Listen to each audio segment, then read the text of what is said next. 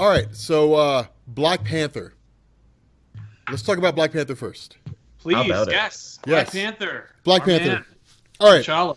If 4 years ago you told me that a Black Panther movie released would, in 4 days, make more money than the entire Justice League theatrical run, I would say that's ridiculous. And I would have called you a liar. Yeah, I would have said that's stupid, and you're stupid for saying it. Like that would have been that would have been my opening of all time.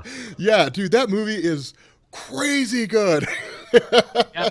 Jesus. And very different. Yeah. Yeah. Well, anyway, that's the show, everybody. Thanks a lot for watching. Please follow, like, subscribe.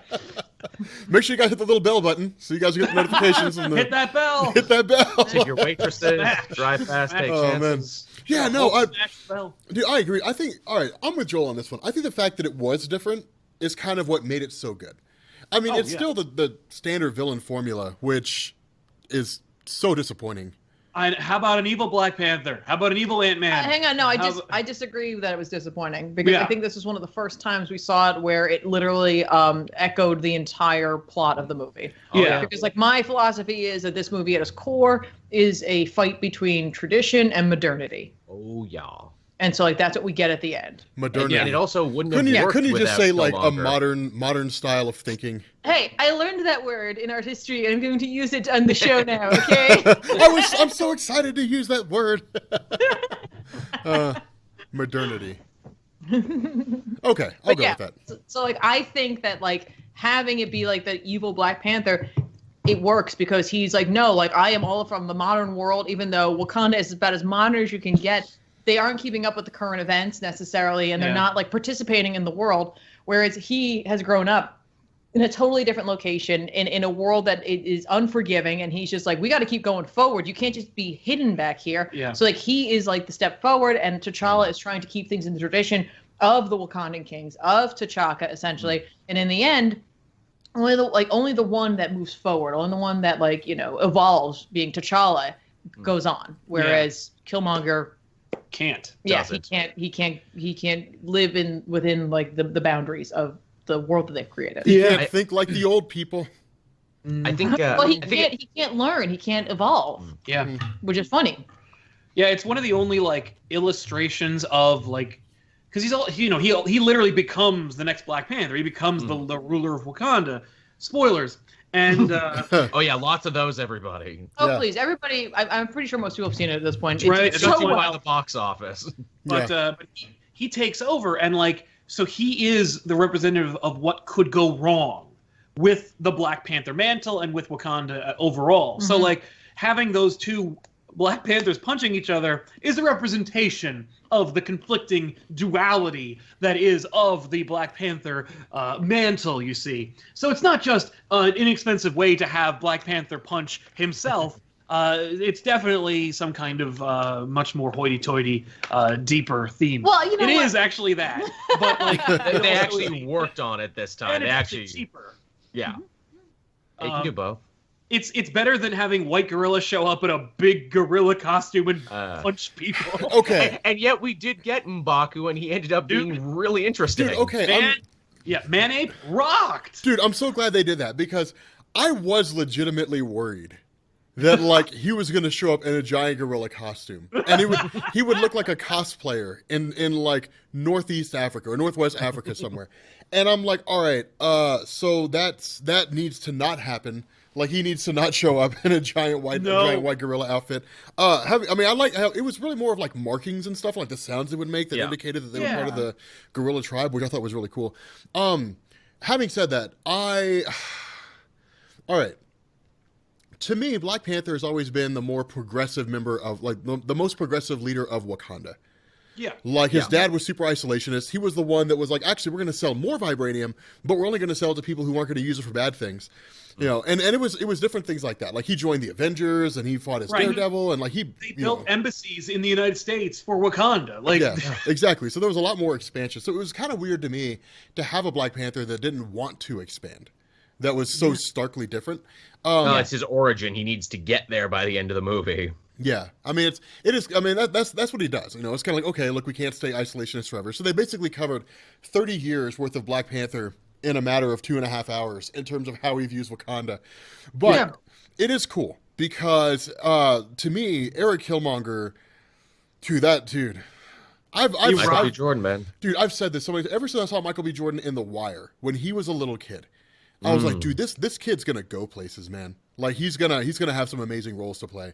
And holy hell, I think he was the best part of the whole movie, to be honest. He's one of the best actors. But like that's the thing is that Ryan Coogler, the director, A, he worked with him before. Yep. You know, and B, he's an actor's director. He completely drew out like there wasn't a weak thread in that movie. The weakest character is like Martin Freeman's character, and like, but who cares? Because he's supposed to be that. Like so. Yeah. Well, because it's not Coulson. Because it's not Coulson, so it doesn't matter. Like, because by the way, he's like, new man, Coulson. If like we saw that moment with Martin Freeman, I won't spoil it because I don't want to just sneak up on people. But like, there's a moment where he gets to be really cool, and I was like, man, if Joss Whedon wasn't involved with Marvel, this would have been Coulson, and wouldn't that have been really awesome? That actually would have been pretty badass. I've been seeing a thing bandied around the internet, like a little fan name for Everett K. Ross. Fill in Coulson. Wow, fill in Coulson. No, I mean there were only two problems that I had with the movie. Okay. The first was that Shuri was a meme factory, which was kind of funny. It was entertaining. But She's the millennial mindset of Wakanda. She is, yeah. She's the millennial. Dude, I had a problem with that too because it cements it in a time. Like instead of the movie being timeless, it makes it like, oh, hey, I remember when What Are Those was a joke. Yeah. And I especially remember when What Are Those was about 2 years too late. Yeah. You can tell when this script was written. Yeah. Well, okay. So the to me, Shuri was always a cool character because like she becomes Black Panther. And she's badass. But I look at that character, and I don't see her being Black Panther. If she did become Black Panther, she'd be more like Spider-Man as Black Panther. Just like cracking jokes. Talking about Ugandan knuckles. I mean, I don't Marvel know. Cinematic Universe Spider-Man, like the Tom Holland Spider-Man. Like, yeah. You could get something out of that. I wouldn't want to see it necessarily, but I was prepared to see it in this movie. When the whatever her name was, I don't remember. When Okoye's like, no, I'm not gonna be Black Panther, forget it. Oh no, Nakia. Yeah. And Nakia, whatever. Yeah, Nakia, and she's like, I'm not gonna be Black Panther. And then we turn to Shuri. I'm like, is it gonna be Shuri? Is she gonna jump in and punch Killmonger in the face? No. Yeah. That's fine. She does shoot him a bunch though with some sick ass Panther gauntlets. With which you can only get at Target. Like, those things look like they were made of Nerf, and like you could see the saliva from the marketing executives at Disney just pouring out of the screen when Shuri shows up in her oversized cat gauntlets that light up and shoot lasers. Oh yeah, because I'll buy the shit out of those when they go on sale. You better believe it, man. Like I'll buy You those. can literally just grab the Hulk hands they've been producing for the last 20 years and just paint them silver or gray. Oh, the toynetics of this. That only just now reminded me of Gravity Falls when Mabel has the two cat hands. Yeah, the cat hands. Yeah. Yeah, I never saw Gravity Falls. That's okay. That was Good more stuff. funny than It'll make you cry. It will make really? you cry. Huh. It'll make you cry. It's funny. Going into this movie, I'm like, man, I wonder how deep they're actually going to get in Black Panther lore, because there's a lot of stuff there. I bet they won't even do the heart-shaped herb. Oh, heart-shaped herb is a huge part of this movie. Opening theme, opening thing. They're like, and don't forget about the heart-shaped herb, which is a major plot point in this movie. Yeah. Oh yeah. Wakanda's growing weed. Like, dude, I'm so excited about that whole thing. Like, it's space weed. Like okay. Now here's the other thing too, and this is all right. So I watched it with my sister. Yeah. And here was the coolest thing, because I sat down and I was like, okay, Lips. And I was like, so there's a couple things you need to be aware of going into Black Panther. One, here's the mythos summed up in 3 minutes. Yeah. And then there's also going to be a group that's going to be in here called the Dora Milaje. And she's like, who's that? And I was like, they're badass. Like, they are the personal guard of the Black Panther. And they will fuck up anything that shows in there. Shows up in there. And so we get in there, and you get the whole general and everything. And that's one thing I was so happy about, was that the Dora Milaje were just depicted so badass. They were hardcore. And here's the funny thing. I almost kind of felt like Shuri should have been, the way the general was portrayed, that should have been Shuri. Like I almost kind of feel like that's how she should have been done. But even then, like it was awesome. Like they were a super hardcore group, and that was kind of the cool thing is you get this really really interesting scenario where it's like they're torn between loyalty. Like on one hand, like Killmonger clearly stole the throne, but on the other hand, like I am loyal to whoever's on the throne, not any one particular king. Yeah. And so it's just like, damn, like that sucks. Yeah. I love like Okoye was my favorite character, I think. Yeah. Yeah. I loved her so much. I love that she could be funny when necessary, i.e. the casino scene. With the wig. So good. And the red dress is right out of Christopher Priest's run. Yeah, right. But she's also like, she's fierce and she's terrifying. Like she is a warrior through and through, and her loyalty is to Wakanda, like 100%. And I was like, that's incredible. Yeah. Yeah, well, that's the funny thing, because Liz was asking about that. She was like, so what's to do? And I was like, well, all the tribes send forth, like, their most, like, basically, like, their most attractive women. Because they're going to be sent forward for the idea that, like, Black Panther will choose one as a wife. But the ones who aren't chosen will become, like, his personal guard, and, like, assassins. But because who he also bangs. Yeah, who he also bangs. But because like... Because he's a baller, don't you know? He's a baller, man. Like Wakandan polygamy. But because, like... Because no one knows... Well, because no one knows which one he's going to choose, like, they're all trained to be, super hardcore killers and assassins. And I was like, that's the whole thing. That's the whole idea behind them. But yeah, like, I mean, it's everything. I feel like this was a combination of like Reginald Hudlin's run and like Christopher Priest's run, with like just a sprinkling of what Stan Lee and Jack Kirby did, and it's like it's absolutely stellar stuff too. Yeah, you do. You get some Ta-Nehisi Coates. Honestly, here's one of the things that I love the most about Ta-Nehisi Coates. His whole run focuses mostly on like how Black Panther deals with being a king, so much as like an Avenger or something along those lines. Having said that, I'm really curious to see what impact Infinity War will have on Wakanda. Because, like, right now, we're at this point where Wakanda's opening itself up to the outside world, which, I mean, that's not going to matter much anyway. Thanos will still invade it. My question is, one, how will Thanos find it? Two, when Thanos sends his Black Order there, who all is going to die? I think Black Panther's mom, I think she's going to die. I think like that'll be the switch that'll turn Shuri into like the badass. Like where she's like, okay, or we're gonna find out she's just a badass assassin, and we just never knew about it until like until this one. I don't know. I have no idea. Did you expect that moment, by the way, when T'Challa's actually when he first does the Black Panther challenge, and like, does anybody else like volunteer to fight? And Shuri's like, me, and you're like, oh shit, dude, I was that trigger already. And then she makes a joke, and I'm like, oh, they're not gonna fight. Dude, I was wanting to see that, and I was like, dude, she's gonna get like, I was like, she's not gonna win, because I was like, if they fight, she's not gonna win, but she's gonna come like that close, and it'll be like, okay, so she's gonna become Black Panther one day, and then she's just like, let's all get out of here. Yeah, I have a feeling that she may not be turned into like a standard warrior, but I think we'll see her just full on tech. I mean, she's going to have potential access to Tony Stark. She'll be able to talk potentially to Peter Parker. You know what I mean? Like. Yeah. And she's going to run circles around them, first of all, but she's also going to see different ways to utilize her technology. Yeah. And so, like, I think we might see a shift that way. Yeah. I think. And in fact, she could become like a not Riri Williams, but like. Yeah. She could be a new Iron Man. She could be Iron Man. I need to be there. Obviously. Yeah, she could literally just do it from like from Wakanda. She's like, Wakanda. I'm saving people left and right over here, but I'm also inventing something right over here. Yeah. Tony Stark had it all wrong. That would be awesome. They have the technology. Yeah. Yeah, no, could you imagine that? Like, the Black Panther suits that Shuri made combined with, like, Stark tech.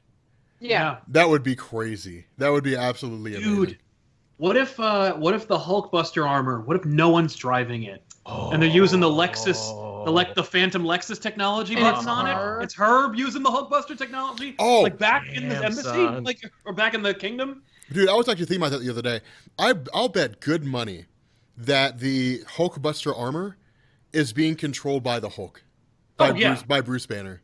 Like I'm so sure about that. Like, wouldn't that be cool if Shuri's like, no, I'm doing this? Yeah, that would be badass. Yeah, I would love to see that where she's just like controlling the Hulkbuster, or she like hacks into Tony Stark's like shit and just like starts controlling it. It'd be like Full Metal Alchemist. Yeah. Just be an empty shell. Nice reference. Oh man, but yeah, okay. So here was one thing, and this is the one thing I've never been able to get past, and I felt like it would have made Eric Killmonger so much more badass because Eric Killmonger was cool, but more so because of the stance he took, and because of the fact that like he became the new Black Panther. He's a morally complex villain. He is. What I wanted to see was the comic book battle. I wanted to see Eric Killmonger defeat Black Panther, even when he had all of his powers. Yes. That's what I wanted to see. I wanted to see that so bad. Yeah, because that would have made him badass. Like, I mean, that would have solidified it. Like, because one of the big issues that people have is how does Eric Killmonger defeat Black Panther when neither of them have powers, and then Eric Killmonger loses to Black Panther when they both have powers? Like, if he beats him without powers, he should beat him with powers because I agree. He's just a superior fighter. So now here's a question. I'm sure that everybody was disappointed here. No Bast. Oh, I know. Oh, I know! What? No, dude, I know! Mentioned. No, I don't give a shit if Bast gets mentioned. We see a bullshit CGI hologram in the beginning. I want to see Bast. And when he goes down into the little pit thing, and it's like, I need to commune with the gods, and I'm just like, I was like, oh, we get to see Bast, and I was like, it's gonna be like this giant panther god. And I was hoping it'd be like the way that like the tiger spoke in Aladdin, where like it's like this huge creature and like the rough. Yeah, like it's or like what's his name from Spawn? Like his mouth opens, but like Mabosha. Mabosha. Like his mouth opens, but he doesn't move his lips. It's just a voice coming out of an open mouth. That would have been so badass. I was like, dude, because I was telling Libs, I was like, no, it would have been so cool because you would have had like this panther god that's like 3 stories tall, and like 60 feet long, like just this massive thing, and then it's just he talks to his dad. And I was like, really, okay. Yeah, I really thought we were going to get a moment where, like, we lose the heart-shaped herbs. He can't get the powers of the Black Panther. They're like, we're just going to have to try anyway. And they bury him in the snow. He goes to the spirit world. He meets Bast. Bast is like, yo, there's no more plants. Guess it's just me. And then he, like, eats them or something. And he gets the Black Panther powers that way. Like, just something where it's like you literally get to see. And, of course, I've been pitching this for a while, but Keith David needed to play Bast. Oh yeah. Just that voice get the man like, involved. Being like, you done fucked up. Yeah. They might do it in the next film. No question. Well, like it's more like, hey, we established what Black Panther is. But we didn't go like, hey, if you're not into the other side that's not technology based, we're just gonna kind of ease you into that. Like, yeah. If 20 minutes into this movie they see a giant panther god, they might leave. Like we need to hedge our bets here. Also, too, I think they'd get a female actor because they were sure to say the Panther Goddess Bast. They did call it that. Yeah. Yeah, it's kind of it's weird. Like Marvel refers to it both ways. Yes, they do. Like in the comics, it's the Panther God or the Panther Goddess. It's weird. Right. I mean, like oftentimes, like gods are androgynous anyway, so they could treating it like that. But oftentimes, cats are thought of as female anyway. So I think it's easier for people to make that leap. Well, under normal circumstances, you would be right. Because in almost every depiction of Bast, it's been in the form of a giant panther. But Sal will remember this. In Jonathan Hickman's Fantastic Four, when he became King of the Dead, they went to go see Bast, and it was a cat with like female features. Right. So it was like, okay, this is actually a female cat. Which I'll be honest, I'm waiting for that shit to happen, son. I'm waiting for that to happen when Black Panther becomes King of the Dead. King of the Dead. Dude, I am waiting for that. Sequel, man. Oh, By the way, really quick, if you're gonna make Bast a woman, I say make it Halle Berry. Oh. Good actress and a little Storm reference for you. You know, she's never gonna play Storm again. Hold on a second. And she will be a cat woman. Yeah, that might bring up. Oh, the Catwoman thing. Yeah. That'll bring up some bad memories. It's okay though. She gets to retroactively get her win back. No, look, I was a good Catwoman in this. Yeah, I was a cool cat lady. No. Nah. Well, there are plenty of super talented women out there who could play that role. That's we'll fair. just get any of them. Just get anyone. Yeah. It was just Wanda keep her away from Sykes. any cat-based roles. It's done. Michelle Pfeiffer, perhaps. No. Or Julie Newmar. I was thinking, Maybe Eartha an Kitt? African or an African American woman. Oh. Wanda Fine. Sykes, I keep pitching. She's got a great voice for Wanda it. Sykes is not gonna be it. I mean, all right. See, here's the thing. They use all of like the best actresses. Like they have Viola Davis, they have Angela Bassett. They've used everybody. So unless there are plenty of other ones. Well, unless they get like Rihanna or Beyonce. But here's a problem with getting Beyonce. Come on, like, Panther boy. dude, if they got Beyonce, it would turn. Do what? I said we saw Valerian. Rihanna was in that. Okay, Rihanna in that movie was a weird amorphous blob that could turn into people and bang them. So like that was weird. But That like, was really weird. okay, somebody said Oprah. All right, here's Too obvious. I mean, I would kind of dig that, but I would be afraid that like halfway through Bass would just be like, and you get Panther powers, and you get Panther powers. Like Everybody's a Black Panther. everyone's a See how Black. Wrinkle in Time is reviewed first before Yeah. Oprah gets that role. Well, I mean, she's been in some amazing movies like The Color Purple and stuff like that. I mean, she's like a very credible actress. It's But true. it's Yeah, just- have you ever seen The Color Purple? She's great. Someone mentioned Michelle Obama. That'd be kind of neat That'd be to have neat. her voice it. Yeah. She's not going to do that. I've only seen her act on Sesame Street, so I have no idea what she's capable of. She's got those acting chops, man. The way she talked to Elmo is insane. She's got those arms. She's got those guns. I have no doubt they could find someone to do it, but I just want to say, let's keep Halle Berry away from this. Yeah, Yeah. fair enough. Fair enough.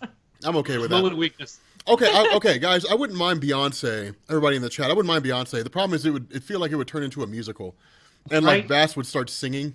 You know, Yep. if you like But it, then you she'd should have put be a fierce. ring on it. She would be fierce, and she'd have like a great badunk. Right? There would definitely be at least one partial dance sequence. Yeah, there would.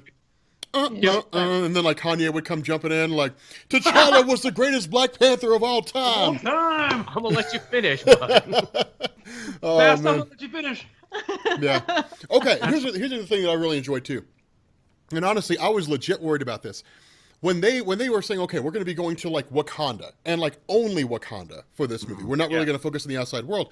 My fear was that they were going to give us Wakanda and it was going to be like 5 or 10 years ahead in terms of like technology. Dude, Wakanda's probably somewhere around 100 years ahead of the modern day. They're flying spaceships. Yeah, they have sand robot cars. Like, no, forget Dude, yeah, they have force fields and they can like, they have like cloaking technology and all that kind of stuff. And I was like, okay, like this is the Advanced Wakanda I was medicine. hoping we would see. it.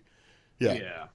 Like, I mean, I Advanced didn't medicine. exactly advanced medicine. I didn't want it to see it. I didn't want it to be like a utopian, like Star Trek, like a utopian society. I'm glad, like, it felt more grounded. Like, okay, so there's obviously like the hood part of Wakanda that like nobody goes to. Like, Which is weird. Yeah. Because if you can, if you can be cured of like paralysis for free, then there shouldn't be a ghetto in this place. I didn't Yeah. think it was that, like the marketplace area. I assume that's just part, like, again, like there is part of this culture that is like rooted in tradition. Right. They're like, no, I'm not going to live in a cushy high rise. I want to live in this place I built or that Right. we built, you know? I mean, there's still probably certain economics to it that I'm guessing it seems like they have some sort of capitalist. I have no Kind idea of how the society economy. yeah, they have People were buying and selling things. This is true. yeah, they have Panther dollars. It's like Black Panther has his own money. Panther Panther bucks.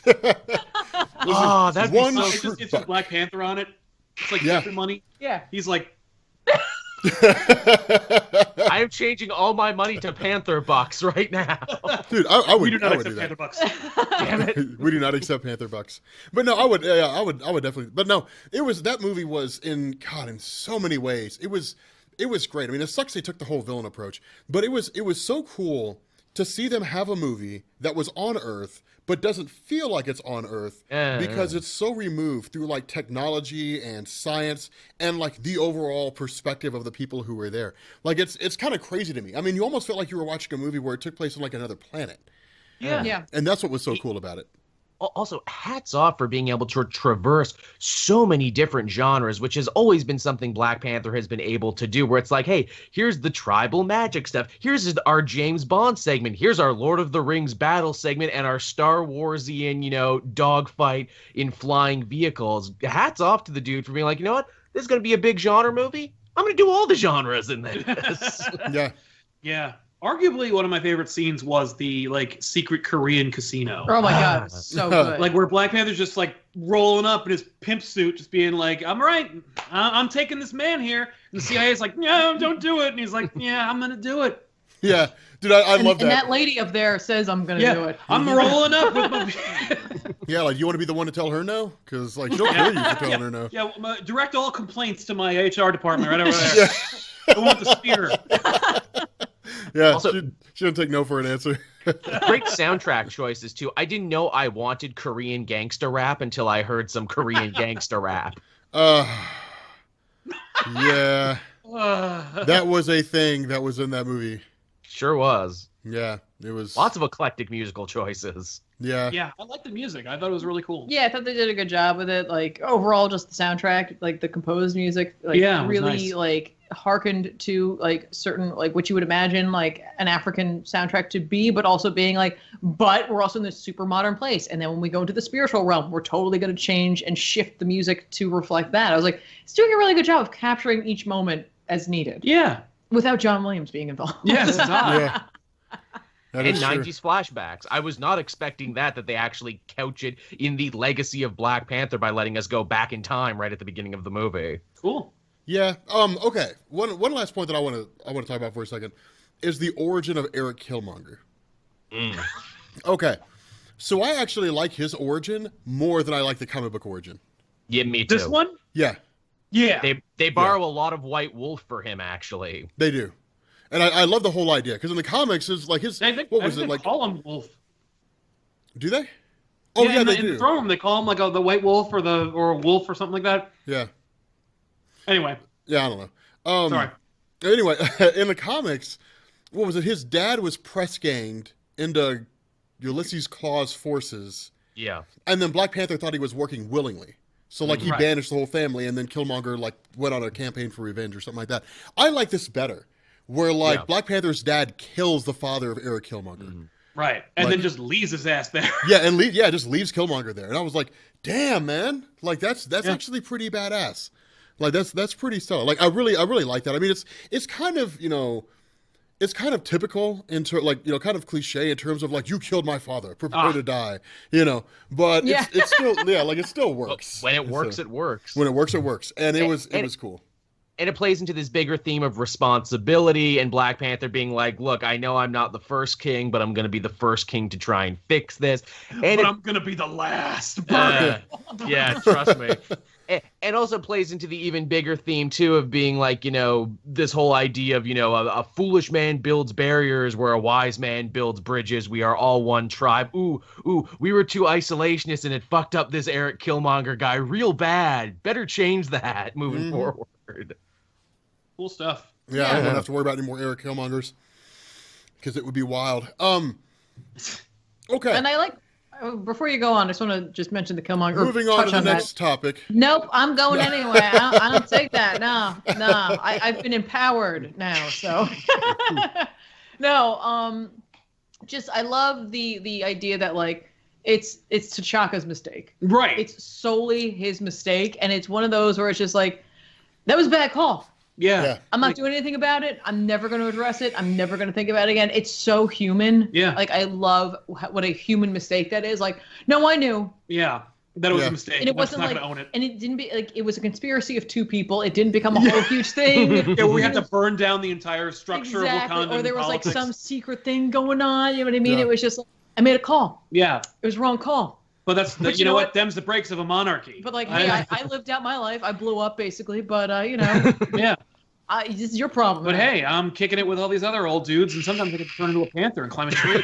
Yeah, So- and like I've got a glass eye, so the shit looks all fucked up whenever you're talking to me, and it's Yeah, just that like was- shit's that looking was down the fact. I there, was and then like, I'm looking whoa. over there. Yeah, Like, what's happening? dude, that Oh. was.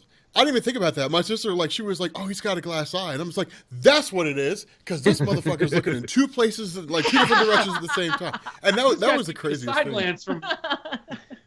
Did you know the actor who plays young T'Chaka is actually the son of the man who plays old T'Chaka, which is why they look so much alike. That's really cool. Really? They looked like creepy alike. I was like, oh, what? Yeah, because you knew it wasn't CG because it didn't look like CG. But Yeah. like when it's like young Robert Downey Jr. in the beginning of Civil War, and you're like, that's really cool, but also CG. Yeah, I don't know. It was. I enjoyed it. I mean, it was an dope. amazing movie. Yeah, definitely. Yeah, I it will was. say, let's talk. Like, can we talk spoilers for just a second? Yeah, sure. Sure. All right, spoilers for really quick. Man, Marvel needs to stop killing the villains. Oh, I Boy, do know. they. I know. Well, okay. Killmonger, fine. Okay, here's a really good point, But though. Claw I fell in love with. Oh, I didn't give a shit about Ulysses Claw. I thought Claw was cool. Like He has a until mixtape and a cool arm. What's not oh, to that's love? right. He does have a mixtape. Yeah. I forgot about that. I want to hear it. I No want to one hear his wanted to mixtape. hear. No. Yeah. I wanted to hear it. Yeah, DJ Claw Steps. I don't know. Yeah, I actually really wanted to hear his I really want to hear his mixtape. But yeah, no, for Ulysses Claw, he was interesting until Killmonger came along, and I'm like, okay, so like this toy goes into the shelf, and I have my new shiny you don't need toy. to kill him because Claw, like he finally got the arm, and he can actually be a formidable adversary. Like Killmonger's story begins and ends with Black Panther the movie #1.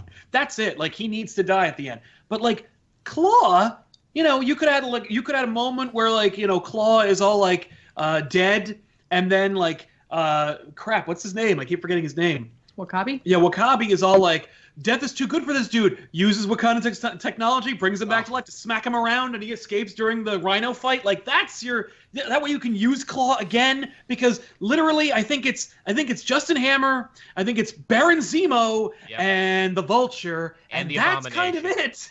I'm sure there are others. You know what? But you could do the King of the Dead thing. Yeah, King of the Dead. He's like, me too. Also remember, and I'm here too. Claw's here as well. Like, hey, and I'm Claw.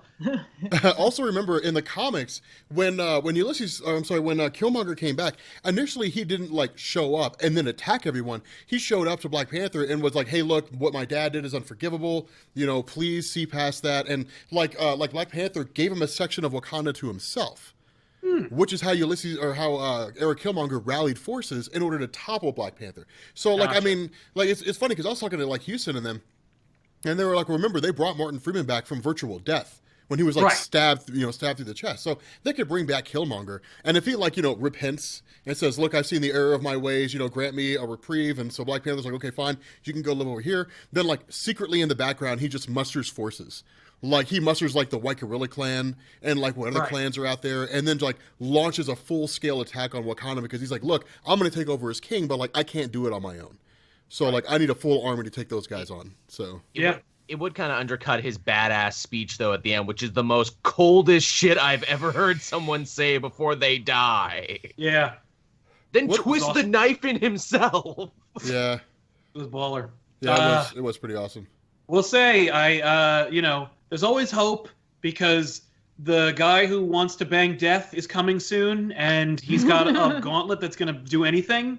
Yeah. So at any point, let's say the Black Order is defeated, he goes, everybody, and it's Abomination and Claw and Red Skull and Ironmonger, and everybody just jumps out of that would be so beast. He just snaps his fingers, and all these villains just start popping up.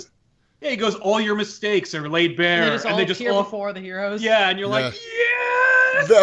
That would be so beast. It's Acts of Vengeance for Avengers Part 4. Only if Loki's leading them, which I would love to see. Yes, that would be awesome. That'd be awesome. All right, we're putting it out there anyway.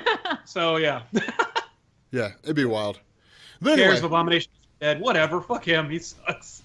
And he's a whole character, which means we're probably not going to see him in anything. I mean, technically, Red Skull's not dead. He's just been teleported out somewhere. Of all the movies that have been made. He's with the Skrulls or something. He's just been teleported to not wanting to play the role anymore. Yes, he's been teleported into getting out of his contract. Because Hugo Weaving's a dick, apparently. Dude! Okay, really quick pitch. Red Skull went to the Skrull homeworld, and he'll be in Captain Marvel. Oh, that's baller. That would be awesome, but Captain Marvel takes place in the 90s, so. Yeah, but Captain America took place in the 40s. Oh, fuck, I forgot about that.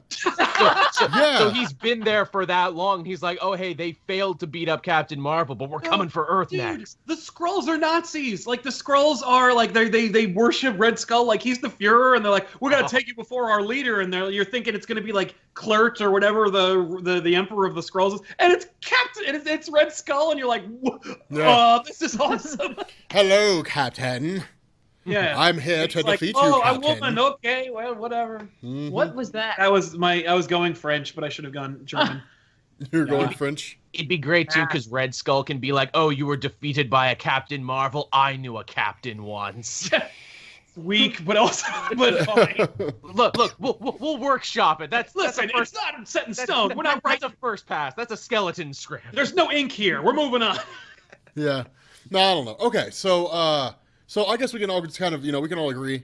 Black Panther was insanely good. Great. Yeah. See it twice. Yeah, I'm gonna go see it again. It was amazing. Yeah, really would like to see it again. Yeah. Yeah, it was pretty Worth stellar. the hype? And I love the idea that a movie like this can exist in the same universe and right next to a movie like Thor Ragnarok, and that they're all part of the same rich tapestry. Because in many ways, they're polar opposites, and yet, wow, they exist in the same universe, and it makes sense. Yeah. Dude, that's kind of the funny thing. Oh, go ahead. No, you please. Oh, that's kind of the funny thing. If you look at the MCU, it is entirely self-contained. Like, you don't have to know anything about comic books in order to sit down and understand the Marvel Cinematic Universe. Easter eggs and references, you probably have to be able to read comics. But, like, you can literally go in and start with the beginning, with all the origin stories, and just go forward and understand everything with very little confusion. Yeah. Yeah, it's pretty stellar. It's pretty cool when you think about it. Yep. I agree. Okay, so, are we going to talk about Marvel relaunching? I mean, let's set a timer. We're only going to talk about it for 10 minutes.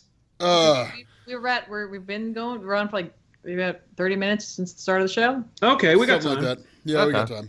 Thanks for keeping track. I'll set a thingy anyway, just in case. You want to put like 15 or 20 minutes on the clock? We'll put 20 minutes. That way, I'm like, okay, we got to stop. 20 minutes on the clock.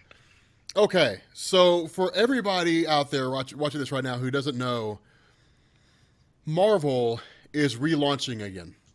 6 months. We all knew it was going to happen. Like, I didn't know what was going to happen. 6 months after Marvel, I heard knew. rumors, but okay, I'm like, okay, like Marvel Legacy is 6 months out. There are story arcs for Marvel Legacy that still aren't done yet. Oh yeah. Oh yeah. Yep. And they're relaunching it. Yep. Yeah. Welcome to Marvel. And it's a relaunch, not a reboot. Yep. Just a relaunch. Yes. Yeah. Relaunch. See, here's the problem, Twitchland. Here's the problem with relaunches. All right. Take, for example, Secret Empire. All right. And I use Secret Empire as an example because everybody knows that story. Even if they hate it, they know the story. All right. And it's a recent example. It's not like you're using a story from like 40 years ago. Exactly. Yeah. All right. Let's say that you have Secret Empire and you've been waiting for it to come out in trade or something like that, or whatever the case is. You just kind of been reading reviews and you're debating on whether or not you want to buy it. So you get Secret Empire issues 1 and 2 and 3 and 4 and 5 and 6, and then it starts back over at number 1. But the story doesn't change. Right. The story doesn't reset. The story just keeps going. So you're like, oh, okay, cool. I'll just buy this one right now because I can jump into the Secret Empire story. And then for some reason they're running around trying to find fragments of a cosmic cube. And you're like, what in the hell is going on? Because, what's the number 1? Like, I mean, I should be able to pick up with the number 1. That's a problem. Like, you should be. Yeah, like number 1s don't mean shit if it's not a true number 1. If it's not an actual number 1. If you jumping on point. Jumping on point. That's it. Like, okay, Sal, Spider-Man. Really good example with Spider-Man. All right. Right. All new, all different Marvel kicks off. Amazing Spider-Man. All right. Well, Peter Parker's head of Parker Industries. Well, where the hell did that come from?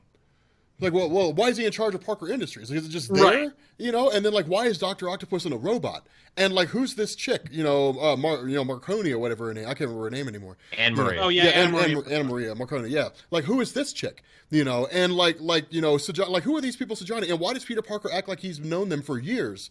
Like, what is all this? Like, what in the world is going on? Just because it's called a number 1 doesn't matter. You got to go all the way back and read big time and start reading forward in order to be able to understand everything that's happening. And Superior is a better jumping on point. Yeah, and it's like, well, no, I mean, Superior is a jumping on. It's better insofar that, like, it's a new Spider-Man, but, like, you start reading Superior Spider-Man and Peter Parker's floating around in his own brain. And you're not going to know who any of those characters are. He deals with Horizon Labs and all that stuff. Like, no, but the thing is, like, well, I'll let you get to your point. So.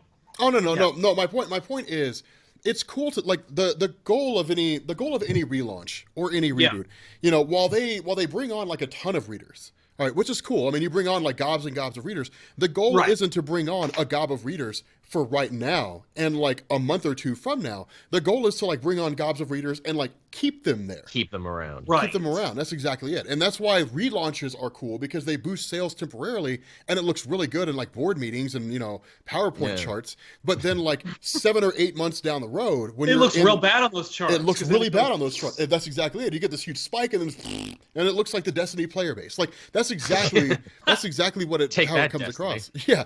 That's exactly how it comes across. Is it's just like, okay, so you had this really good idea, but, like, what's your plan now? What? Well, I mean, we're writing, stories. Well, I don't have a plan. Yeah, we don't have a plan. We're just doing relaunches, and it's like, I just say just reboot, Yeah. Yeah. I really hate to admit that Bleeding Cool article and that 4chan leak from a couple months ago, basically everything on it was correct, right down to them saying Marvel Legacy was always meant to be a stopgap to get to those big iconic anniversary numbers. Also, so they could hire a new editor, so they could actually get to work on what they were doing for this one, which they promise is the real actual relaunch this time. Swear to God. I mean, ultimately, the problem here, because like, here's the thing: if you ignore the rhetoric, which comics were popular, people talk about how like there are more readers now than ever before. Yeah, there's also more like furries than ever before, and there's more like everything than before because there's more humans than ever before, and there's more communication than ever before. So yes, there's more people reading comics than ever before. Just as there's more people taking a dump than ever before. Like that's a fucking piece of shit. Like statistic. Shut up about it. The fact is, comics were like immeasurably popular during this very specific window of time, and they're getting more mainstream. But like the comic book industry was pioneered during this window of like, let's say 40 years, maybe even 30 years, and we know what works and what readers are willing to put up with because they existed and this model existed in this very narrow amount of time.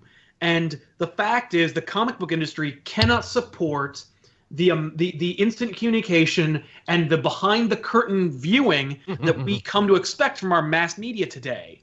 Like if you could hear the board meetings and comment directly to like creators when Jim Shooter was editor-in-chief, you would talk about how comic books are ruined and doomed and Marvel doesn't know what they're doing. All the same shit that we complain about today would be clobbed at Marvel back then, and in fact it was. Of course. You can find art, you can find letters and letters and letters in the back pages of thousands of comic books that say like that echo the same thing as YouTube comments, but it took more effort to send them. Where they're like, "You're ruining everything. It's all garbage. It's all falling apart. The House of Ideas is made of sand. All that crap, like built on sand." And yet, number one, they were selective because they were letters. But number two, like that was also effort to put into it. Number three, it takes no effort to complain or dress something down today. Absolutely. But like, Marvel doesn't need to throw everything away. They need to shut up. Marvel needs to shut up.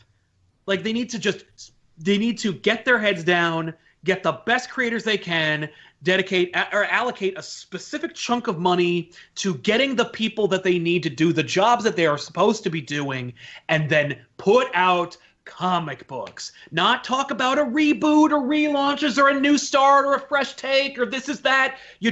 What you do is you make your comic books. No amount of YouTube videos or New York Times articles or Vanity Fair posts are going to make more people buy Spider-Man comics. People who buy Spider-Man comics are going to buy them whether there's a YouTube video from the editor-in-chief talking about how great they're going to be, or or Marvel just continues to turn the lights on every morning at 7. Like no one cares. And in fact, the only people who do care are people who want them to fail or who want to complain. Yeah. So like Marvel needs to just get their heads out of their asses. Stop talking about the relaunches. Like what we need from Marvel is for them to behave like a fucking publishing company. Like Scholastic doesn't go like, "Oh, we got a great big flashy thing that's happening, and you're gonna love our young adult novels that are coming out, and it's gonna break the internet in half because of all this shit." Like, I wish they would though. Put out the books. I mean, I would be kind of down if they did that. If they had like a YouTube video where they were just doing that. They'd be bankrupt because people would be, what is happening? Because you know what other industry acts like this? Me either. Fair. Yeah, I don't know. It is kind of funny because I was reading through the article and I was like, well, they're missing the Marvel trademark quote of like, and this will change the industry forever.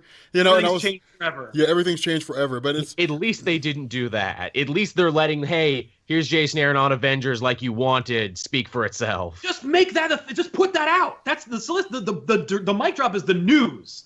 Yeah. It's just the preview. Well, here it is. I think what you're saying, to summarize, is they need to focus inwardly instead of outwardly. Well, yeah. Because literally that's all they've been doing. All they've been doing is just putting rims on their tires Right. instead of actually fixing the transmission. Right. It's essentially, it's like, they're trying to create hype without having a product. Yes. And like, they need to make a product and then let the product sell itself. Okay, Because they don't okay. have to worry about it necessarily. Yeah. They're already one of the big two. Enough so that they're called one of the big two. Right. There's only two of you. It's It's not like Image is going to sneak in and take over Marvel's you spot. don't- Not after the year they had in 2017. You Oh, don't dude, have to worry yeah. about that. Just make a product. Yes, just make a product people want to read. You don't need to you don't need to do a dog and pony show talking about what you're going to do with Ghost Rider. Just put out a Ghost Rider comic. And when people complain and they like make YouTube videos about how everyone sucks and they've got agendas, you know what you do with that? The same thing you did when you got those exact same letters 20 years ago. You throw them in the garbage and live in a vacuum echo chamber. You just make your comics and shut up. And live your life. And if your creators are like freaking out on Twitter, you make a policy that every company that's worth their salt everywhere has, which is shut your fucking mouth. And DC already has just recently. Dude, I agree with that. Okay, here's the funny thing. I was reading this news article where some chick lost her shit on an airline and was like, I work for the governor's office. And so they were like, no, you don't. Like, not anymore. Not anymore. And it was watched hilarious. that video. Yeah. And like they canned her ass. And I was like, man, and that's honestly, that's it's cool that like, I mean, I like the idea of creators being able to like express themselves on social media. Yeah. But in terms of Freedom creators, speech, like, right? yeah, in terms of creators like freaking out and like, you know, going on huge rants and stuff like that, it's like, okay, you pay your money and take your chances, you know, but it's social media. So I mean, like no matter how witty you are, like there are other people who are more witty than you. So I mean, like you're always going to deal with that, and all it's going to do is just go back and forth. Sometimes because people are just angry, sometimes it's because they're just trolling you, you know, whatever the case may be. But in Marvel's defense, and I've said this before and I'll say it again. Marvel needs another Jim Shooter, because if you go back and you read Jim Shooter's old blog, there was one point, I can't remember if he was on like a plane or something like that, but he was talking to Stan Lee, and he was like, you know, I don't think people like me as an editor-in-chief, and he's like, then you're doing your fucking job. Like your job is not to be liked. They're not supposed to like you. Yeah, exactly. Who It's else like, used to say that? Joe Quesada when he was editor-in-chief. yeah, he was like, your job is not to be liked. Your job is to make sure that like stories come out on time. And I feel like that's and hopefully like Cebulski or somebody like that will kind of do that. They'll step in, they'll say, okay guys, here's what we're doing now. So we're doing, you know, Marvel, you know, whatever is fresh start. If you don't like it, you're fired. If you do like it, awesome, stay on board. Here's when your comics are due. If your comic's late, you're fired. If you have to take time off because you have a pregnancy or some shit like that and you can't do your job, you're fired. Like it's like literally just laying out rules. I would love like to see that. I don't think Cebulski has it in him. There's no way not that at a all. person impersonated a Japanese. I don't person. think he No. And the fact is, like, He's a that was, marshmallow of a man. right? My biggest question as to like what was going on with this whole thing, with this whole like relaunch, right? How much has changed at Marvel? Right. How many new editors have they brought on? Have they restaffed?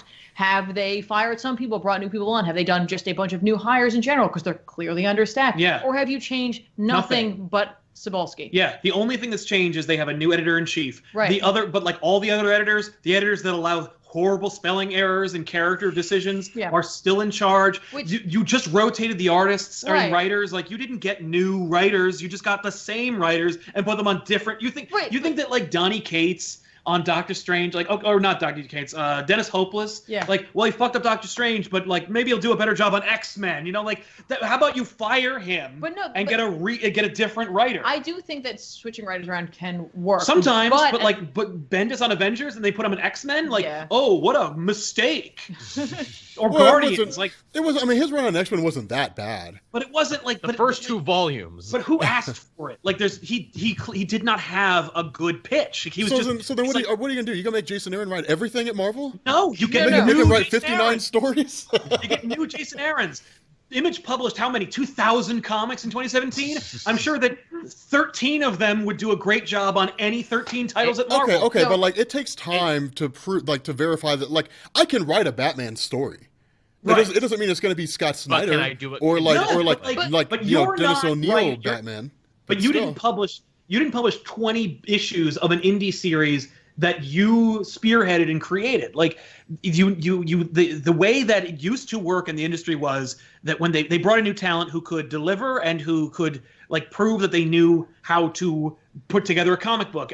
Whenever you want to when you want to get into a writer's office, they tell you, don't give me a script, I'm never going to read it. They want you to self-publish because it shows that, number one, writers are not going to be writers forever. They're really looking at like editors. So like, okay, you need to prove you can edit, you need to prove you can write. And the best way to do that is to self-publish, make your own comic. So like, and when you make your own comic, you are literally a whole entire publishing company.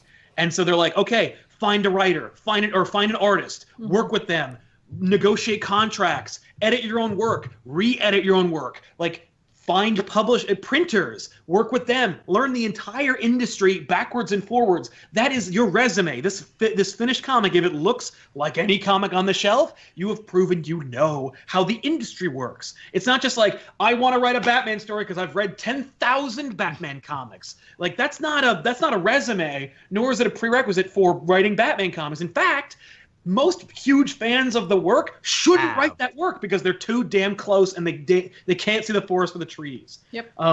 But like these indie writers, that's how Marvel came back from the brink. Kevin Smith, Brian Michael Bendis, even Jason Aaron to some extent, Ed Brubaker, Palmiotti, all these people were independent creators that had proven their worth and earned their stripes. And they were like, these guys know how to make a comic. And they know how to like make a comic that came from nothing and get those guys that we all want the respect of. And by those guys, back then it was like New York Times, Vanity Fair, all those different like Entertainment Weekly, all the people that Marvel will sell spoilers to for a fucking song to ruin a comic book just so they can get some ink in those publications. They were getting the same respect and attention from those publications from like some rando comic about a chick spy that no one heard of or cared about, but because it was so well written, people bought it. Right. Those are the people you need to get into Marvel. A person who can build from nothing, and then it's like, oh, well, you built something amazing, or at least something that a movie studio bought from nothing. Right. Why don't you write Daredevil? Like that's how you make a new stable of creators. You don't call everyone again. You don't call Mark Waid. But you don't have to burn all the ones you have right now. I agree. Switching them around is not a bad idea because look at Slott. He can write. Right. He did a nice Silver Surfer, but he needs to get out of there. Else. You have to switch them around sometimes. You have to freshen it up that way. My thing is something actually that Rob mentioned already. How long has Cebulski been in charge? Not very long. Like less than 4 months. Right, exactly. So you're telling me within 4 months they've already come up with this brand new plan? No. There's no way that this plan was rolled out with Cebulski behind it 100%. This was probably a plan that was already in the works. No doubt it was in a folder. Inherited it. Yep. From the worst regime. Yes. And now they're going to go forward with it. I'm sure he's made some changes as they go. But there just hasn't been enough time for them to come up with a truly strong plan with new leadership. Yeah. No, Marvel is... The reason why I think people are like so distrustful of this big announcement is because of what you guys have already echoed. And it's just that like... Marvel has not proven that that they deserve our attention and trust, and they need to. And like I said, we wouldn't even know about this shit if they just shut their mouths. And if they did, maybe they actually would be in a better place because they wouldn't be doing damage control in the middle of stories and shit. They wouldn't be relaunching, renumbering and shit. They wouldn't be doing damage control on things that don't need damage control on. And maybe they would be doing damage control on books that need the damage control done. Maybe they'd be doing a damage control book. Or maybe a damage control book would have come out. I'm so down with the damage control book. When they were introduced in home, like you see them on Homecoming. Who are they? Well, there's a book out right now. The smartest thing Marvel has done so far in the last, I'd say, 5 or 6 years was... In the Dolby AMC theater we were at for Black Panther, they had free copies of the Coates first issue Black Panther comic for ticket holders. You bought a ticket for the Dolby theater, you get the first issue of Coates' Black Panther book. Keep doing that. The first taste is free. Why isn't Marvel doing that? With work out a deal with like a chain. You're Disney now. You can print and make it cheap. Or like they did with AMC or Dolby rather on the Black Panther comic that we got, it's loaded with Dolby ads. Yeah, it just says Dolby on the front. It's on the front, it's on the back, it's inside, like it's all over.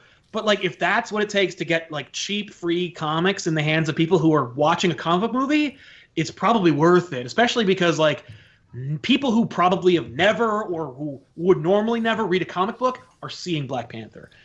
Get them hooked on Black Panther. That's true, but like I said, the MCU is isolated. Just because Black Panther's in the MCU doesn't mean that you have to read comic books in order to understand what's going on in Black Panther. Not at all. Like, but see, to me, that's the difference. Like, that's why I say like comic books themselves should be viewed as wholly separate from the MCU, not like being brought closer in line with it or anything along those lines. Like, you literally make it a wholly separate thing and treat it that way because that's how it was and that's how it will be even after the MCU is done. When the last movie's made and Feige and everybody says, okay guys, it's been a fun run, but we've made about 150 movies and we're just going to go ahead and chill now. You know, we're finished. The MCU is now over. Like, you know, 100 movies, 20 Oscars later. Yeah. Like, you know, and just zillions and zillions of dollars, and Disney's bought everything in existence. Like, you know, by the time that's all said and done and the MCU ends, like, comics will still be going on. And that's why I say, like to me right now, like, I think Marvel needs to reboot. I think Marvel needs to, because here's a problem that you run into. And as much as there is a lot of history there, Sal, and as much as you would probably be a little upset about them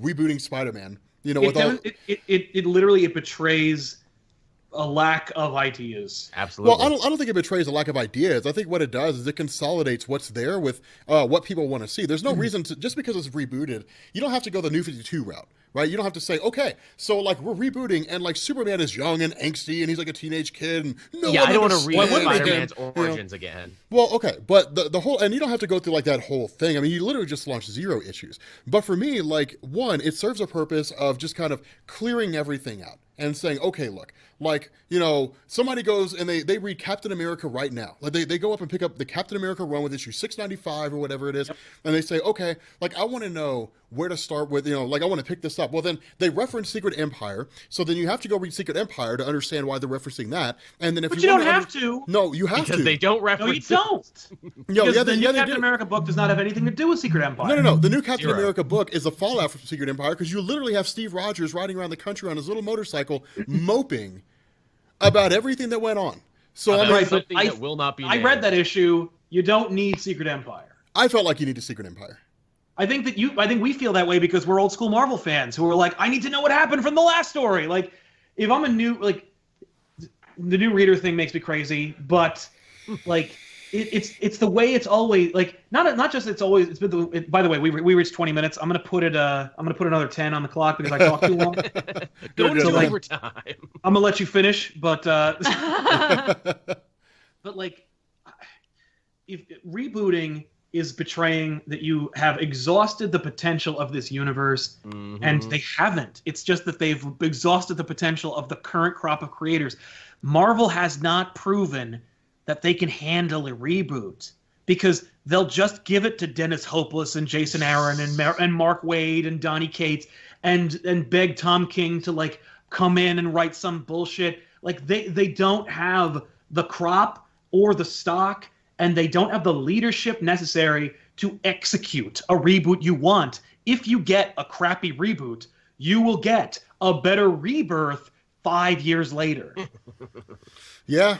I mean, that's how DC did it. I mean, like, and that's the worst part of it. Like, here's the thing. DC did it wrong, too. Like, when DC Crisis in 1986 or 87, you know, they're like, oh, it was a great idea. It was a new idea, and it was probably worth it because, like, they were trying to interconnect their universe better, and they wanted to throw away some old shit, and they wanted to get new creators to tell new stories.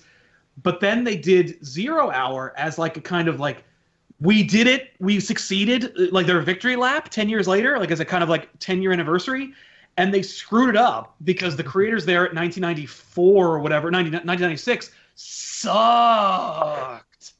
And so their 0 Hour reboots were not great. And then they rebooted again, like every time that there was a crisis, it was a little shorter time, like a little shorter between, like 10 years, not every crisis. More like 7 years or 5. And it was like, but each time you had a reboot, you were like, ooh, like, but the new guys really can't handle a reboot, especially with the New 52 sold great. But like the reboot itself was an afterthought, and the creators themselves couldn't handle it because none of them were communicating. Their editorial staff wasn't forcing the issue, and nobody knew what to keep and what to throw away or what was the foundation, what was the origin. Whereas Rebirth is basically just DC admitting we rebooted too much. There's nothing we can do now. So now literally it all happened. Rebirth is basically saying it all happened. Like there's that scene in War Jokes and Riddles where Catwoman's like, I met you in the streets when I was a prostitute. And Batman's like, no, I met you on a boat in 1941. And you're like, it all happened now. And it doesn't matter. And that's basically DC throwing in the towel, saying like, I don't know, I can't keep it straight. I don't know. Forget it. Whatever you Dude, like, that whatever will is make you happy. that's actually a true statement. Okay, so I thought about this when I was going through Doomsday Clock, when they originally had that little teaser spot for Johnny Thunder in DC Universe Rebirth #1, and they referenced when he was Johnny Thunder, like when he was the superhero. I was like, okay, so that happened before Crisis on Infinite Earths. So, like, they brought it back after he was just an old guy, you know. So I was like, okay, I guess everything everywhere since 1938 is still in continuity. All of DC is in continuity. And if except for the stuff that we changed, that worked and that we liked. So, like, there's random, like, so Huntress is totally fucked. Yes, there's 2 Huntresses now. Just using an example, because, like, there's the Huntress that was the daughter of Bruce and Selina. There's the Huntress that was Bertinelli, who was the like the school teacher, and then there's the Huntress that was not, and there was no Huntress story that like rebooted it officially. So like, which one is it if it all happened? Are there 3 Huntresses? Like, we just hope they'll never meet. And that's a character that no one that cares to write about, except when they put her in like a Birds of Prey book that nobody read. So like. Yeah, sorry. I mean, that's them's the breaks. Like, it sucks, but like, you know, them's the breaks. Like, no, but that's not. I mean, I get what you're saying because from what I can tell, you're saying it sounds like you're like, okay, look, once you open that box, it's when you reboot once, it's easy to reboot again, and then it's easy to reboot again and again and again. It's a drug. If you do it once, you'll be doing it for the rest of your life. It's lazy. You can't reboot just once. That is true. But the problem with the post-crisis landscape was that when DC rebooted in it was a reboot that was never fully fleshed out. It was a reboot that was like, okay, so like we're gonna do this reboot, and then like over the span of the next like 3 or 4 years, we'll roll everything out. Which is why Hawkman was still from a different universe. Was a mess. Even after he was rebooted, he's like, okay, he's from a universe that doesn't exist anymore. It's like, well, where the hell did he come from? Well, I mean, shit, Power Girl. Find out in like 4 years. I mean, it was I agree, it was a weird thing, but. The cool thing is that Marvel can look at DC's history of reboots. They can literally look at everything going all the way back to 1985, 1986, and they can say, okay, so like we're not going to like if we're going to reboot, then 1, this is like a 1, maybe 2 trick pony, and 2 stretching it. So like a 1 trick pony, which means if we reboot 1, it's going to have to be organized, structured, and reasonable, which basically means that we're going to have like a crazy lineup. Like you're gonna have to take some rather some lackluster characters. You're gonna have to roll them in with some popular characters and just roll them out in phases, like what DC Rebirth is doing right now. But that's. I mean, I get that it is damage control. I get that it is the whole thing of like Marvel Legacy, because with Marvel going back to the renumbering of everything, I think it was Marvel like copying Rebirth. Like, hey, it worked for Action Comics and Detective Comics, so let's do that. But DC didn't do that. It's not like you read Deathstroke issue number 325 when DC Rebirth kicked off. It was Deathstroke #1. I mean, it was cool. Like how that whole thing started, but that's what I'm saying. Marvel has the benefit of DC's mistakes to learn from and to not make those same mistakes. So that's why I say like that. That's why a reboot's not necessarily a bad thing. Now, if this was 1985. And for some miraculous reason, we had the internet. Like I would say, okay, like sure, Sal, you're probably right. A reboot's probably a bad idea because we haven't had enough time to even learn whether or not those things really work. Like we don't really even know. But we know that reboots can work. The problem is 1, everybody has to be on board. 2, there has to be a unifying factor. There has to be an end game to the reboot. And 3, it has to be done in a way where it maintains the interest of the fans, it maintains the legacy of the characters, while also effectively being a reboot and kind of rolling people in. And that's why like you can keep a lot of those things intact. You can sort of say, okay, look, this is a reboot in its entirety. Like for example, the Secret Origin stories that DC released. It was 3 or 4 or 5 or 6 pages for a singular character, and it covered their whole history. And Sal just left. Yeah, they went away. Sal just bailed out. But you get like they would literally cover the 3 issues or so. Here, let's try to get it back real quick. There he is. Okay. There. Windows 10 just closed Skype. It was like, no. It was spectacular. I was done listening to you, apparently. Yeah, but I was really interested in what you were saying. Yeah, I'm sorry. But no, I mean, okay. Like Secret Origins is like, okay, so here's like a 7-page origin on the Flash. And it's basically, or even, actually, Nightwing's a better point. Nightwing's a better idea. Here is everything about Dick Grayson covered in like 7 pages. Like here is when his parents died, and then here's like everything he did in like a single splash page, and then here's like a couple more things origin done, and then you move on Yeah. to the next one. And there's no reason you can't do that. If you're going to do a 0 issue, then you basically, you can even like with some characters you can kind of do like Batman, where he gets like 0 year, and so he gets like an actual story arc. But the fact remains, like you literally go through and you say, okay, so here are all the things that are still intact. Here are all the things that still matter. All the stuff from like big time running forward, all that still matters. All the things from what is it, the 7 or what is it, 5 Nightmares, whatever it is, like all that stuff goes forward for Iron Man. Rick Remender's whole run. Captain America losing the super soldier serum to the Iron Nail, and then appointing Sam Wilson to be the new Captain America, so on and so forth. All that stuff is still in continuity, but you basically just kind of start over. Like you essentially say, like, you don't have to read anything before this. Like it's not a relaunch. It's not you don't have to read anything before this, except for like these 5 years worth of comics. I mean, that's not what I would literally just say. Until 10 years from now, when it's 15 years worth of comics. Well, okay, maybe, but I mean, but that's the path that you have to avoid. Like that's what Rebirth is doing. Rebirth is like, okay, so like we could reboot, but the problem that we have with reboots is that in 20 years, well then suddenly the continuity is just as fucked up as it was when we first rebooted. So now we have to reboot again. I mean, I get that but that's. I mean, look at the Ultimate Universe. Like, oh yes. But by the way, I think that's the way to do it. Is just go. There's another one over there. It's new and fresh, and we're trying everything over there. If you don't like what we're doing over here, and you don't want to read a lot of stuff, it's over there.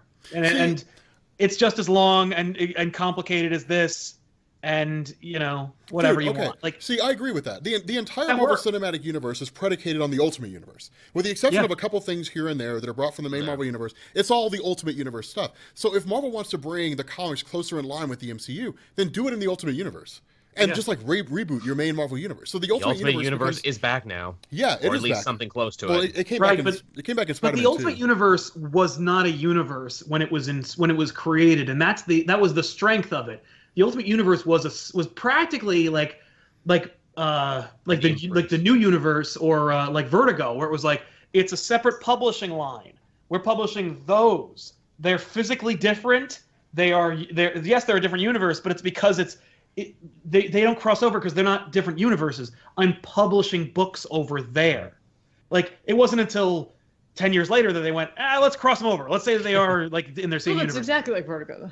Yeah, it is Vertigo, because that's exactly what happened. They went like, no, Swamp Thing is over there until he comes over here because it's fun. Right. But like, Till he's not. Like, I think that the smart thing to do is like an Earth 1 or Ultimate Universe, where like, do all your new shit over there if you want to get people like to start. And if like they get older or they get like more hungry for stories, and like, because I trust these new guys or these older guys who are doing new stories to do something else over there. But like, I don't want to throw out what Stan, Jack, and Steve did, like, because that's what you're doing. And I trust them more than I trust anyone right now to build a foundation. Like Al Ewing is doing what you're supposed to, or had done what you were supposed to do with Marvel, where you're like, okay, things changed, we're doing this stuff. But editorial didn't go, this is the must-read book if you want to know what's going on in the universe.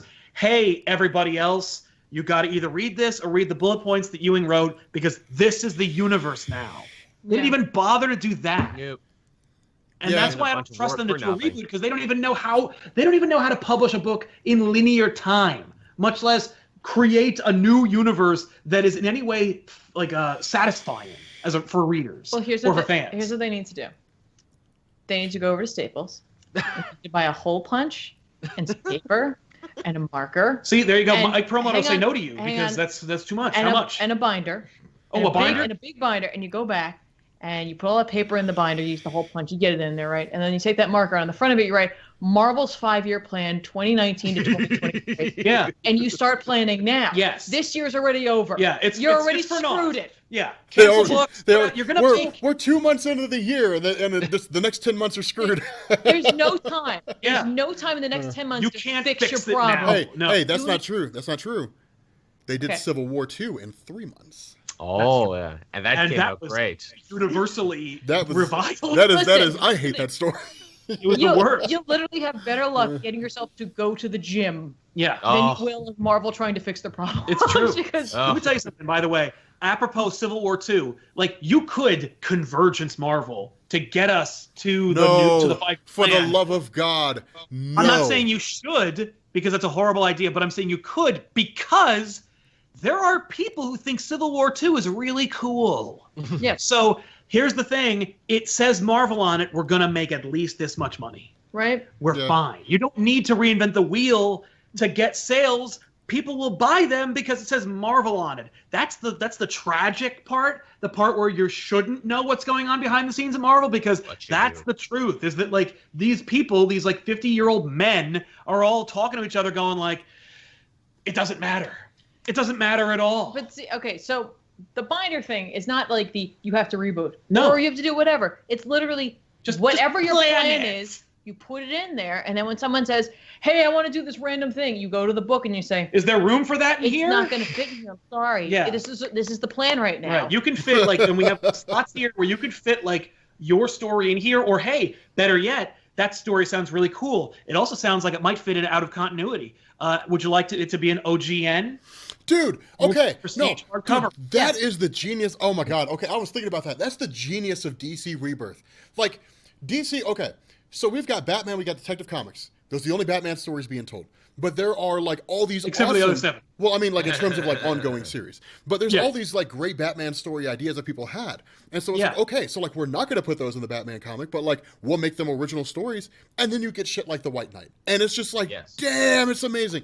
But that I think is one of the best ideas. I mean, I don't know. I mean, I think there's room to reboot, definitely. I think there's room to just kind of like start from square one. I mean, obviously you would need a plan. I mean, again, that's why Rebirth works. I mean, it wasn't because Sal, I always like what it was that you said about New 52. It's the example that you used where you were talking about Flashpoint, and it's like, okay, so like Barry goes back in time and he saves his mom, or lets his mom die, and everything goes back to normal. It's like, but what if it didn't? You know, and it's like, but what if they? That's literally like that's the Wolverine gets his adamantium yanked out of his skeleton writer's room scene where it's like, okay, no, but that was cool though. Well, literally, this is like, I know you know the story, so I'll be very brief with it. But like, the writer's room is okay. Fatal Attractions is going to be this scene where Wolverine kills Magneto with his adamantium claws, and it's awesome. And then Peter David goes, if I was Magneto, I'd yank that skeleton right out of his body. And they went, that's awesome. And he went, yeah, but then he would die. And they went, but what if he didn't die? And he's like, but he would. And I'm like, but no. That's out of the bag now. We're doing it. And Peter David's like, that's a really bad idea. And they're like, get out of here. What have I done? What monster? No, but okay, it gave us Feral Wolverine for like a year and a half. Which sucks. The dude, you're so full of shit, dude. I love Feral Wolverine. Don't even tell me Feral Wolverine sucks. Did you like his nose? Dude, I don't give a shit about like his weird looking nose. I cared about like the bone claws and like the bandana around his head. The coolest like, moment in that is when he discovers he has bone claws, and it's in the book we just talked. It's in Wolverine 75. He's like, I'm still the best there is, and just screams bloody murder. And you're like, that's awesome. Okay, we've told the last Wolverine story. That's it. We can't do any better. I mean, I liked Feral Wolverine. Like, I enjoyed the Feral Wolverine story. It added an element of pathos to him where he's like, I'm not even a man anymore. Like, okay, that's cool, I guess. But, like, how long can you milk that cow? Like, and by the way, it was, for the record, like about 4 years. Yeah. And then he got Sabretooth's adamantium. Thank God. Yeah. I don't know. That's all he wanted. So, I think at the end of the day, Marvel needs a plan. Marvel needs a plan. They need a real plan. It's the same shit we were complaining about at Marvel Now 2.0. Like, they still they still don't get it, do they? I really almost want to send him the binder. Right, and be like, fill it. And just write in there, please fill with real plan. My personal hope is, if I may look at this glass half full, at least it looks like they're putting their AAA talent on their AAA titles again. I hope next we hear they have someone new for Spider-Man, hopefully Nick Spencer, someone new for X-Men, and be like, okay, these are our flagships. Let's treat them like flagships again, and let's not just have a bunch of really well-reviewed, really well-beloved double-A niche titles. Let's actually try and get some of these to sell again, maybe. Absolutely. No, they just need... if this is the last time that Marvel makes a big, stupid, obnoxious announcement about, like, and call it something, And they were just like, we just needed to call it something because market research tells us that we need to call it something, otherwise people will freak out. They'll call it something, they'll name it themselves, and we can't trust them to do that. So let's just call it like, well, because they don't even have a name for it. I think, what is it? It's just called Fresh Start. It's called Fresh Start. So like, Man, that's generic. The fact they didn't name it is maybe a nice little like tease, but like the fact is all they need to do is just make good books for 2 years and just make good books. That's it. I don't know, man. I mean, it's kind of funny because Marvel's whole stance was, okay, with Legacy, like, we're not going to do any more events for 18 months, but we're going to relaunch the shit out of our stuff. That's what we're going to do. We didn't say a damn thing about relaunches, so y'all better believe it's not an event, it's a relaunch. That's yeah. That's so dumb. That's so obnoxious, and it was so disingenuous and such horseshit. I don't know. I mean, like I say, but I mean, kind of going Joel's route. I mean, it's moving away from being a negative Nancy. If Cebulski, and really, if Marvel does have a plan, because it could be that Cebulski's going the whole just like he was just resting on his laurels when he wasn't writing under a Japanese pseudonym, and was like, okay, like, let's form a plan on how to quote unquote fix Marvel. And if that was the pitch he made, and Marvel was like, you know what, we're going to make you editor-in-chief over Brian Michael Bendis, therefore driving Bendis to quit and then going to work at DC. We're going to go ahead and do that.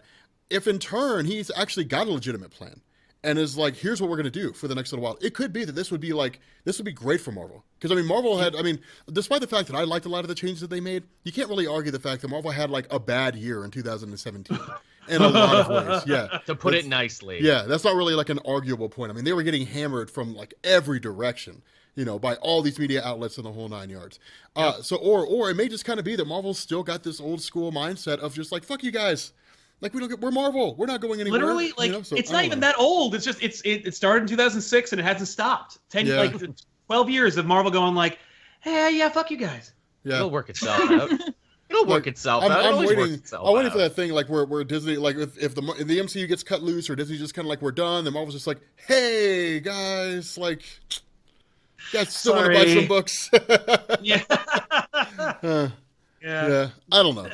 But like I said, like, they will. Like, it's not like, listen, like, Marvel made really, really bad decisions, and they really, really, like, kind of shit the bed this year.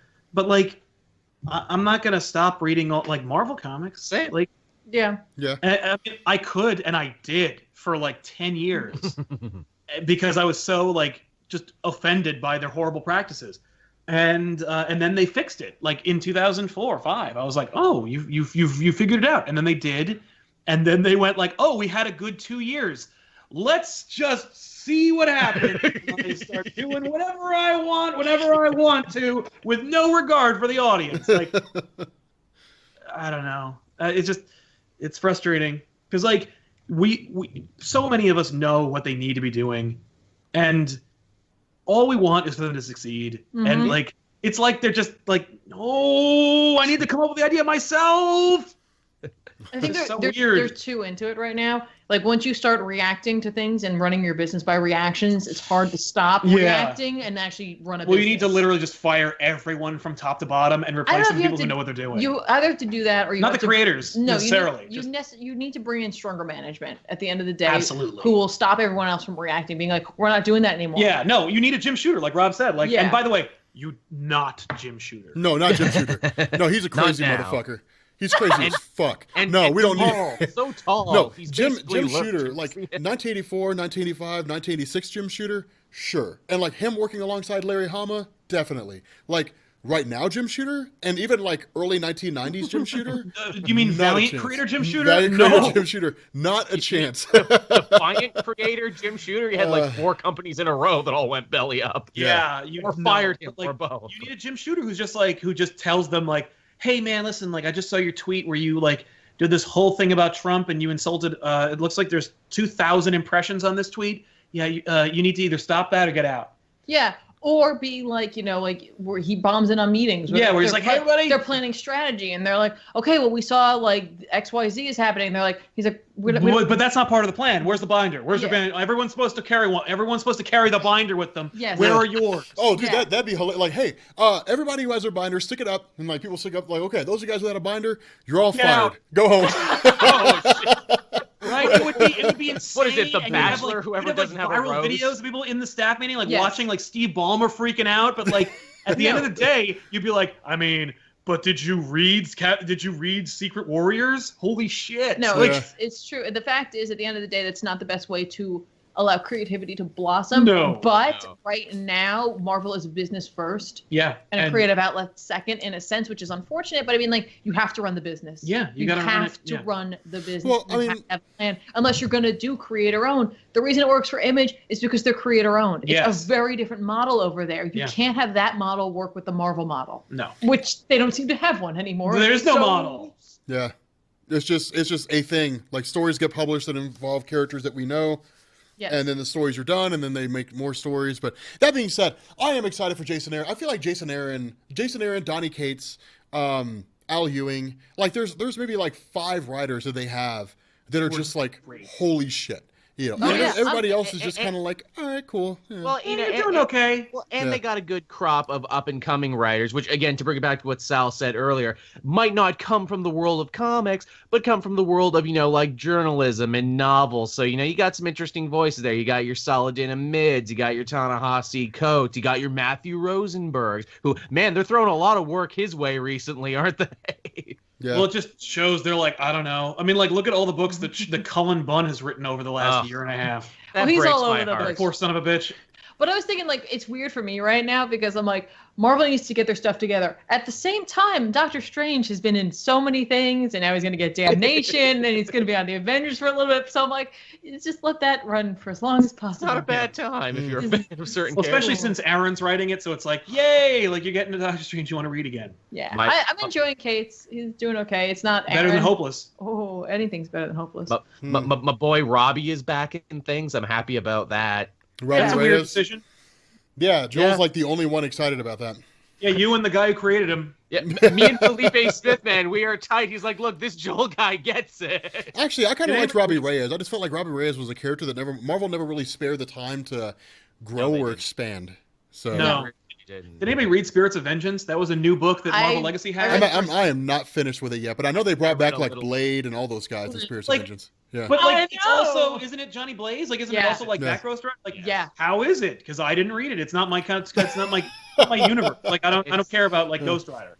It's, It depends. That's too bad. See what I mean? Like, that's why it's like, what? Why are they using Robbie Reyes when you have Ghost Rider? Like when you have Johnny Blaze? Like, well, they're doing it right now. How is it? Oh, Yeah, but you know what Yeah. doesn't help with that? It's like, look, I love Hellstrom. He's fine, but Hellstrom is He's in just it. such a pain in and the his- ass. And his sister's in it. Satana's in it, or Oh. Satana, however you want to Yeah, say her name. that's it. But it's like, cool, but like, really the story should be Blade and Johnny Ghost Rider. Blaze, Yeah, I just you know want to what watch mean? Like, them. Like, why is it about? Why do they keep pushing Hellstrom? Like, who's got a boner for Hellstrom well, in the he doesn't editorial have department? a shirt. yeah. I mean, like, See, you could like half the Marvel. I mean, Luke Cage can't wear a shirt to save his life. Put him around. he doesn't do magic unless Well, he does like okay. card But see, tricks. that's a funny thing though, because like I mean, at the end of the day, like they are fictional characters, meaning they are whatever a writer makes them, and Yeah. so like the Inhumans have been a lost cause for like 3 years. But when Which Charles, will notice there are no Inhumans on any of this poster No. anywhere for Thank this new freaking stuff. What? God. but when Charles Soule was writing like Inhuman, like Yeah. that was awesome. Yeah, You know, it was pretty and fun. he had like solid. Lash running around, like just like killing people off because they were deemed too weak to be Inhumans. And even a mid now in Black Bolt. Yeah, dude, I've heard Saladin Ahmed's Black Bolt is amazing, but I haven't like I read the first volume just recently. It is worth the hype, actually. Cool. really. Yeah. I have to check it out then. But Well, yeah, any, no. oh, Oh no, go ahead, man. I was just gonna say, any final thoughts? We should tie a bow on this show, and I I, mean, wanted to make sure everybody had their opinion heard. I mean, 'Cause I am talked too much. optimistic for like what this means. I mean, it's DC Rebirth is a perfect example of how a publisher can reboot, go through like 2 or 3 relaunches, and then finally get it right. So I Yes. mean, like it's never. I mean, it's never too late, you know, for like Marvel Comics. I mean, and I'm really hoping this will be like their rebirth. I mean, I kind of hope the same thing about Legacy, and then 6 months in we relaunch again. So I mean, Yeah. you know, I mean, I'm There's no kind of time. exactly. I'm kind of hoping that that Marvel doesn't fall into the pattern of like a relaunch every year as opposed to like an event every year. But I'm hoping that like with, you know, CB Cebulski and hopefully some changes going on, you know, in the background or something like that, that what we get is a more like fleshed out, a more, you know, straightforward and ironed out Marvel, as opposed to the one that just kind of feels like a teenager's bedroom with shit all over the place. So Yeah. I have no idea. Fair enough. Joel? I hope they continue the trend of putting creators I like on books I like, because then I know I will continue to buy, and hopefully others will, and the rest of the editorial level will work itself out, or it won't, and we'll be rebooting again in another year. Yeah. Tiffany? Get the binder. Yeah, That's binder. just it. Get the binder. Hashtag Marvel binder. Dude, I could see that. Somebody walks into Cebulski's office like, "Hey, I have a really good idea for what I want to do with this character." He just points up to the binder. You know, this... Go through it. Tell me if he shows up. Yep. Does he have a name next to his character? Literally, actually, they could have like. Yeah. All right. Anyway.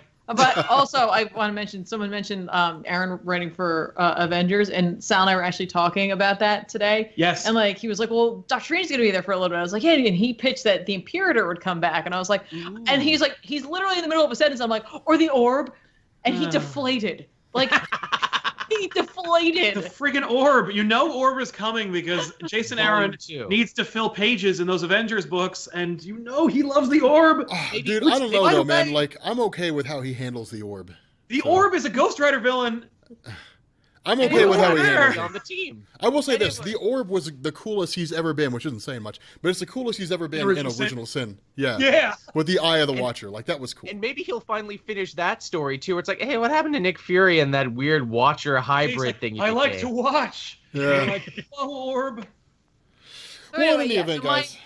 My pitch really has to do with just they need a plan. I like the binder. You can point to it. You know they have It's a plan. tangible. It's a physical thing. As much as I love digital space, it's a thing you can go to. You can look. You can see the changes over time. Yep. There it is. You know, anyone can reference it, and you know that there is a plan going forward. Whatever that plan is, Yeah. you know they had one, and it wasn't just a knee-jerk reaction. Right. It'd be fun for the editor-in-chief. He's like, I have my red pen. The only changes happen from this red pen. Yep. And it's like you're red for Marvel, and he's like, and if you see a change, it's because I approved it. And it's like, you know, occasionally it's like, you know, it's like Civil War, where it's like, okay, and then this big hat, and then Bill Foster dies, and it's like, and Spider-Man takes off his mask. What? And it's like, okay, that's too big. We have to do that. Like, we can change that. We don't ruin everything. We can still do that. You know, whatever. Anyway. So your final thoughts? I shared so many thoughts. You're good. You know. But yeah, Rob, take us out, man. Yeah. So guys, people in Twitchland. Twitchland? Twitchland. It's a sovereign nation. It's a sovereign nation. Everybody just walks around twitching. It's great. They're very stressed. They're very stressed people. But anyway, guys, thanks everybody for coming out. What does everybody have going on this week? Great question, Rob. Here on Comic Pop, we just released a new episode of The Good, the Bad, and the Ugly, which is our comic book show where we take 3 books with a theme, and we talk about which one's the good, which one's the bad, and which one's the ugly, and give a little recap about each issue.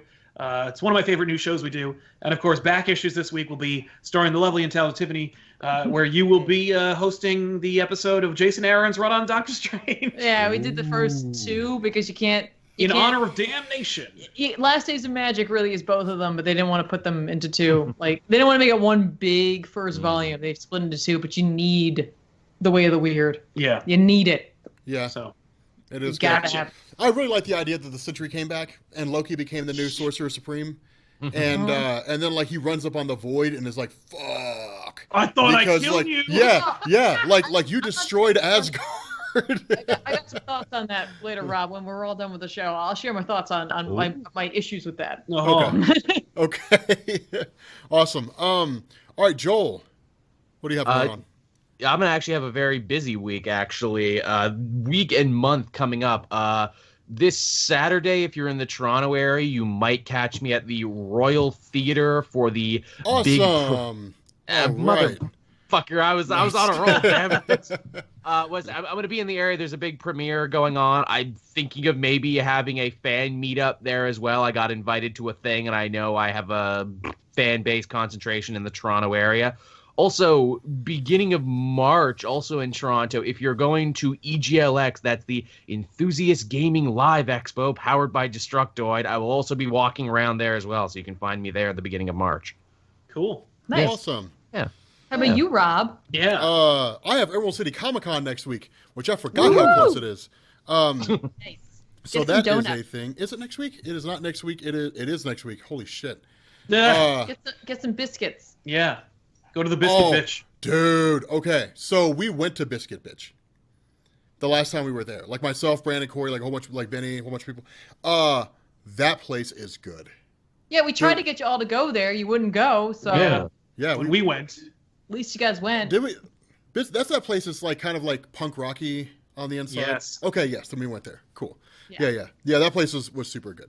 When are you guys? Also go to Top Pot Donuts. When are you guys Top going to go Pot. to Seattle again? I don't know. Oh. I don't know. We need to We hang would out only again. go for that. Huh? I need to come out to Jersey or something. Yeah. great. Yeah, you guys are Dude, fun to hang out always with. welcome. Yeah. I need to hang out with you guys. I'm going to come out there in the summertime, though, because I was there in the Yeah. winter, and then I caught a cold when I got home, and that was Nah, rough. dude, you come out during the summer. We'll hit up the beach. Yes. Go to the boardwalk. Yeah. Awesome. That'll be cool. Get some Zeppelis. What's Zeppelis?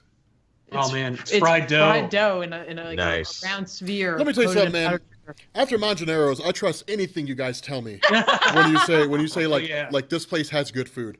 I'm like, yeah, they're Yeah. right. Like with the Salad Tiffany, they're never wrong about food. Oh man, We got a noodle place. We'll take you to. Too. Yes, noodles. yeah, Noodles. yeah. I need to come out there and be on back issues. That's what I need. Right? Dude, It's- you need to come out. And Yeah. you just come out and hang out. Yeah, and Yeah. just chill. Yeah, that'd be Just- awesome. We'll shoot one day, and then the rest of the time we'll just go to the We'll beach. just be awesome times had by Yeah. all. I was gonna say, you know we're- what? I think I'm gonna do that this summer. That's Do awesome. it. Yeah. Oh. I was gonna say, if Rob does that, then he can join the club of like which weekly pool members have been on Comic Pop the most. I think we're all tied like one episode apiece. Yeah, across everybody's the got board. back issues. Yeah. Oh, well, now Which it's a contest. one? Which back issues did we do? When Craven's Benny- Last Hunt. That's what it was. He was eating spiders and shit. Yeah, that's what it was. That was so fun. Yep. Oh, that was so fun. Yeah, that was crazy. No, I think I have. I have the Super Friends story, and then there's the Flash, A Cold Day in Hell, which I'm going to call the Return of Godspeed, and Nice. then I have no idea what I'm doing on Thursday. I don't know. I started Earth X, dude. I love Earth X so much. Dude, I love Yeah. Earth X. And then maybe I'll do like I don't know. I'll have to figure something out on Thursday. That's the all new, all different Marvel Day. So I don't know. Let me tell you something, man. Giving people like trying to get people to give a shit about all new, all different Marvel, man. It's like pulling teeth. People just Yeah. don't give a damn. Yeah, they're like, don't I didn't care. even bother. Yeah, it's rough. It's crazy. But anyway, guys, all right. Well, we're gonna bounce off here and go do whatever it is that we're doing for the rest of the evening. So I'll probably watch the rest of Central Intelligence and chill, make some supper. Like to do. Wait, which kind of chilling? What do you mean?